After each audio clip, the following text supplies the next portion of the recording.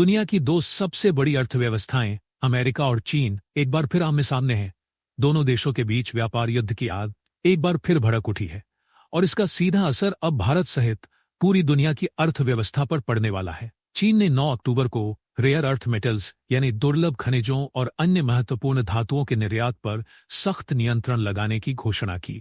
ये वही खनिज हैं जिनसे इलेक्ट्रिक वाहनों, मोबाइल चिप्स, फाइटर जेट्स और पवन टरबाइन जैसे उत्पाद बनाए जाते हैं।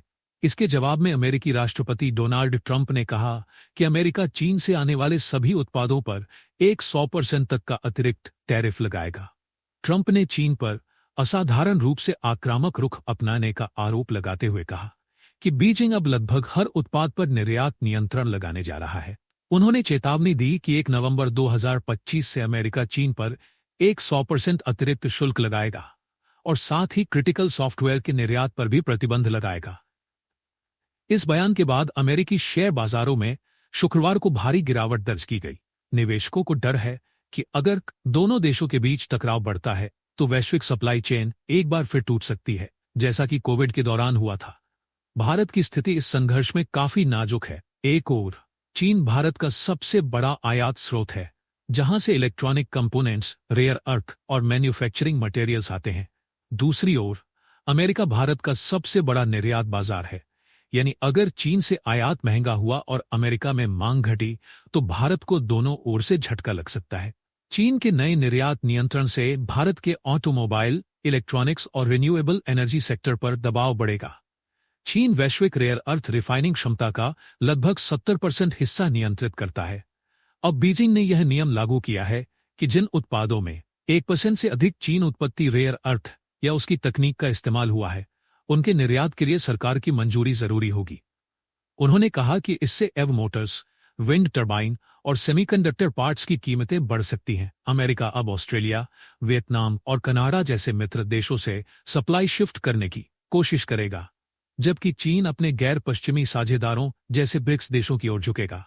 भारत इस समय अमेरिका के साथ एक संभावित व्यापार समझौते पर बातचीत कर रहा है, लेकिन इस नए तनाव ने भारत को सावधान कर दिया है। भारत को यह समझना होगा कि अमेरिका के साथ कोई भी सौदा स्थायी नहीं होता। 2025 की शुरुआत में हुआ अमेरिका चीन का फेज 1 ट्रेड डील अब एक 100% टैरिफ की घोषणा के बाद अप्रासंगिक हो गया है। भारत को समानता और पारस्परिकता के आधार पर ही समझौते करने चाहिए। भारत को क्रिटिकल मिनरल्स और टेक्नोलॉजी में आत्मनिर्भर बनने पर फोकस करना चाहिए। अगर भारत अपनी सप्लाई चेन मजबूत करता है और रेयर अर्थ संसाधनों पर निवेश बढ़ाता है तो वह भविष्य के व्यापार झटकों से बच सकता है। जापान की मफ्ची रिसर्च की रिपोर्ट के अनुसार चीन के नए निर्यात नियंत्रण सिर्फ आर्थिक कदम नहीं बल्कि रणनीतिक चाल भी हो सकते हैं। रिपोर्ट में कहा गया है कि ये नियंत्रण नवंबर या दिसंबर में लागू होंगे और बीजिंग इन्हें वार्ता के दौरान दबाव बनाने के लिए इस्तेमाल कर सकता है, खासकर अगर एशिया प्रशांत आर्थिक सहयोग अपी शिखर सम्मेलन में ट्रंप शी बैठक होती है। रिपोर्ट में यह भी कहा गया है कि चीन इन नियमों को व्यावहारिक रूप से कितना सख्त लागू कर पाएगा यह अभी स्पष्ट नहीं है, लेकिन अगर इन्हें सख्ती से लागू किया गया तो वैश्विक सप्लाई चेन में भारी बाधा आ सकती है।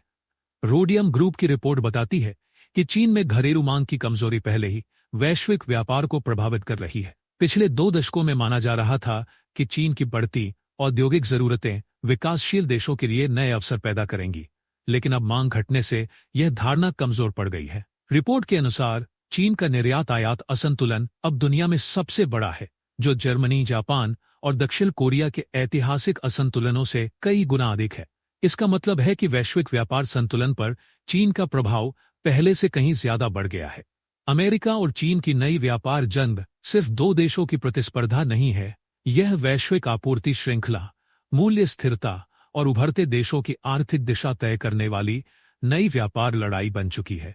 अगर भारत आत्मनिर्भरता की दिशा में कदम तेज करता है, रेयर अर्थ संसाधनों में निवेश बढ़ाता है और पश्चिमी व ब्रिक्स दोनों गुटों के बीच संतुलन बनाता है, तो वह इस वैश्विक व्यापार संकट में स्थिर और विश्वसनीय साझेदार के रूप में उभर सकता है।